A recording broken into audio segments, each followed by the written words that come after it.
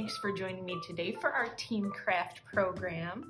My name is Stacy. I'm the Teen Services Librarian at the Neighbor Boulevard Library. And today I'm going to show you how to make this very simple fidget keychain that is just using some beads and some string and a keychain. And I have found this really sort of mesmerizing.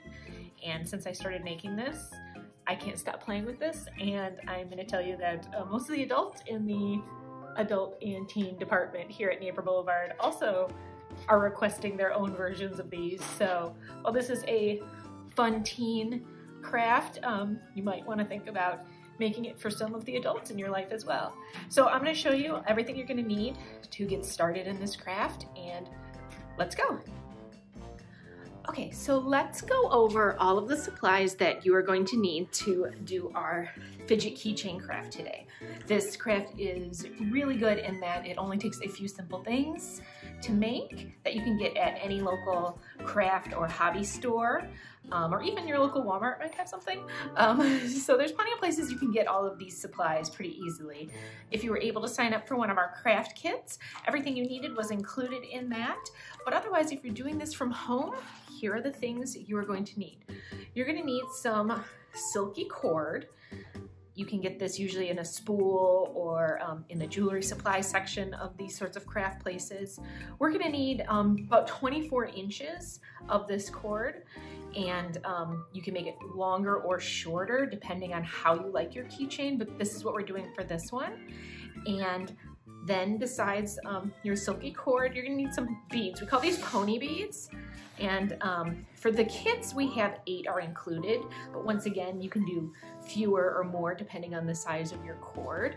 And these come in a variety of colors and shapes, all sorts of things. I did these fun aqua blue that I found because I really liked it, but those are pretty easy to find. You might even have some lying around from some previous crafts or other fun things.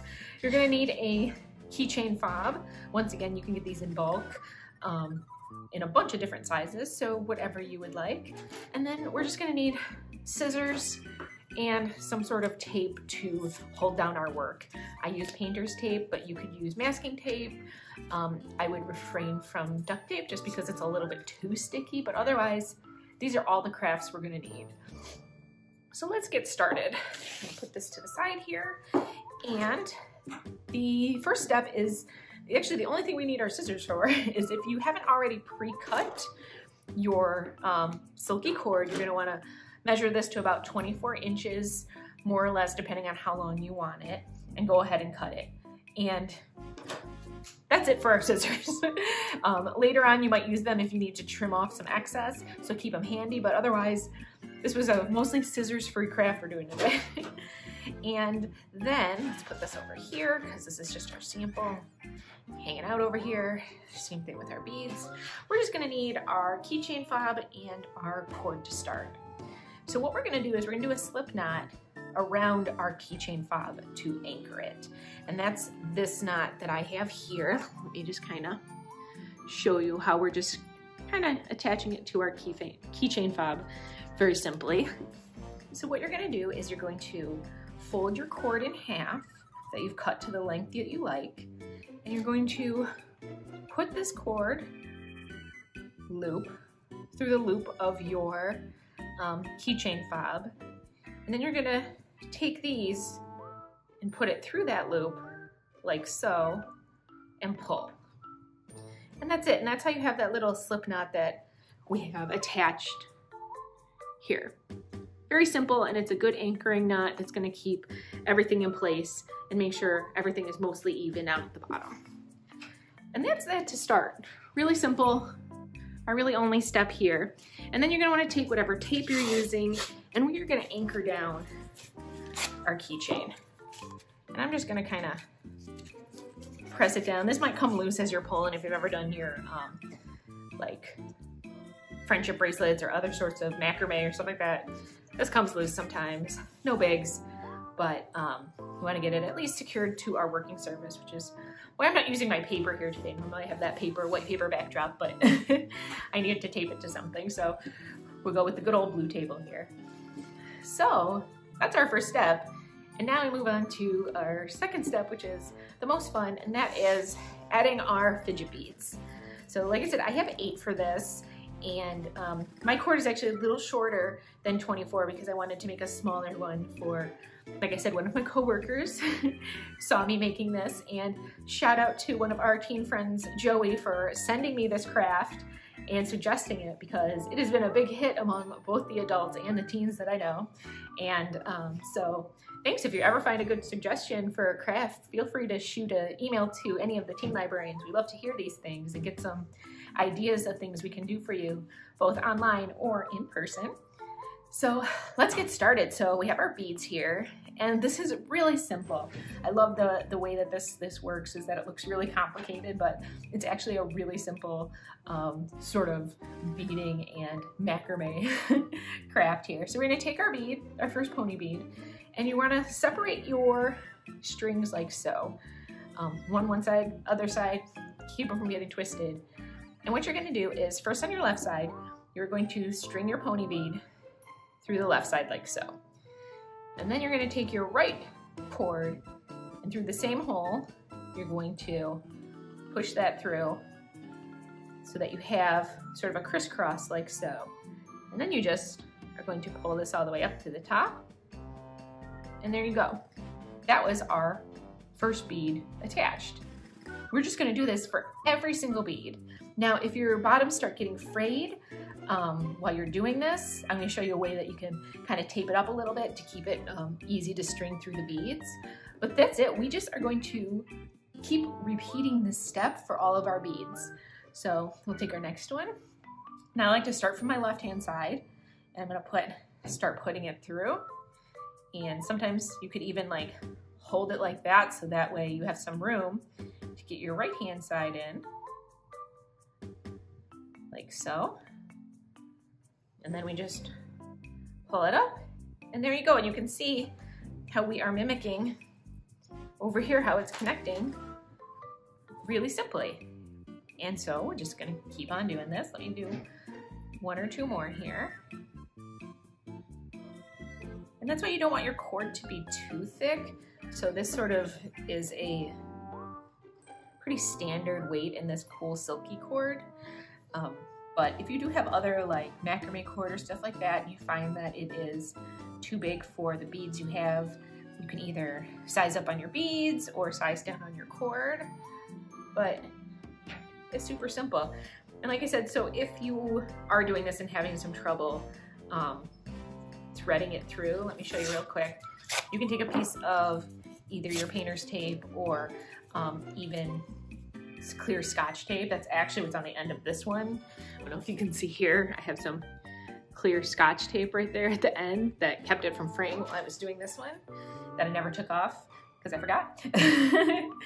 But you're just going to kind of cover the edge with this little teeny tiny bit of tape, and that's gonna keep it really easy to keep going in and out. So I'll do this again on, you really need like almost no tape here. You just kind of roll it like so, and there you go. So if you are having trouble with some fraying, or maybe even if you're doing this craft with a younger sibling, is a really good one to bring if you're doing some sort of arts and crafts with some younger kids. You might need to do that to keep people getting frustrated while they're threading their beads. So we're just gonna keep on doing this. And like I said, we only have 8 beads. You can see how much easier that was when I had the taped ends to keep them from fraying. But you're just always gonna put your left through there, and then your right, and pull up. And you know that you're good when you've got this cool little shape here. Oops, I should pull that through. There we go. And our last one here. Easy peasy. It's kind of amazing that that simple thing is going to create something that I guarantee you're going to be obsessed with and playing with all the time.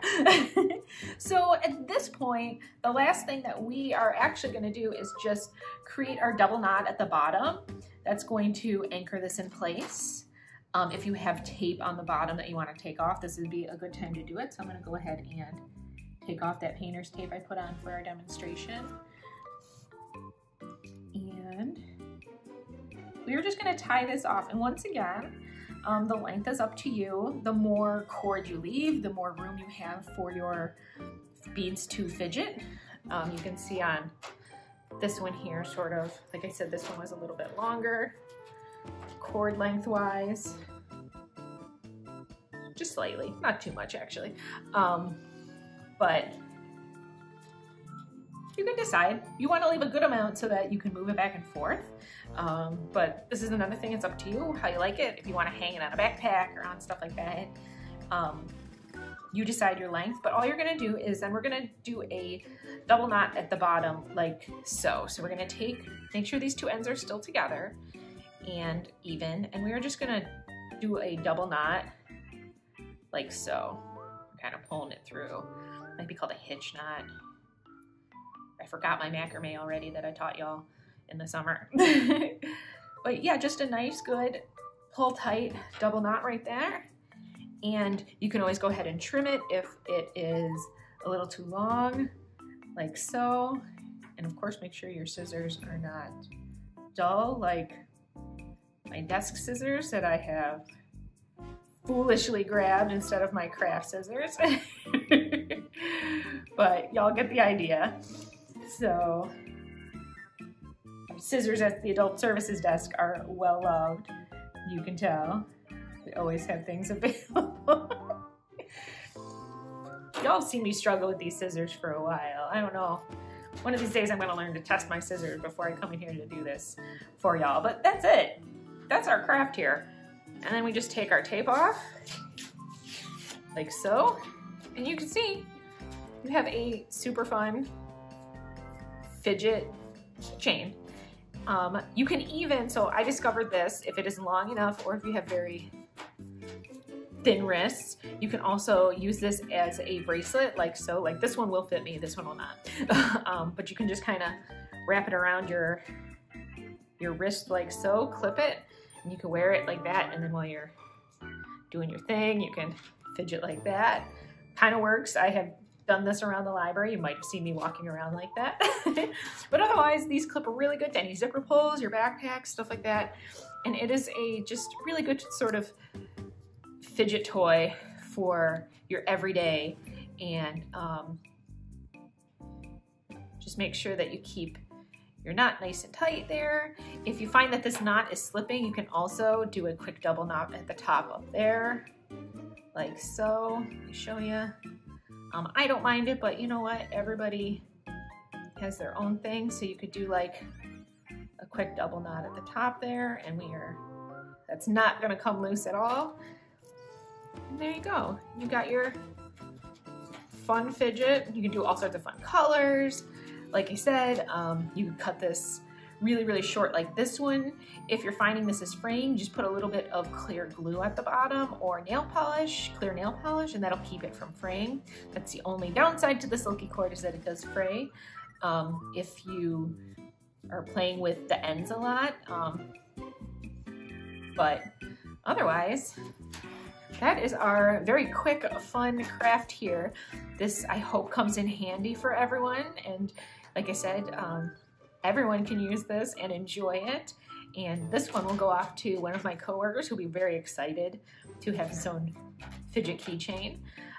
So once again, thanks for watching our video today and for joining me.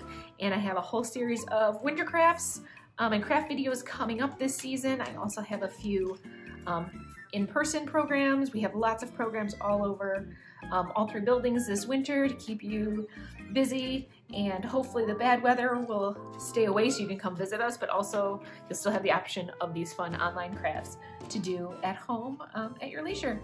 So thanks again everyone for watching, and I hope to see you soon. Bye.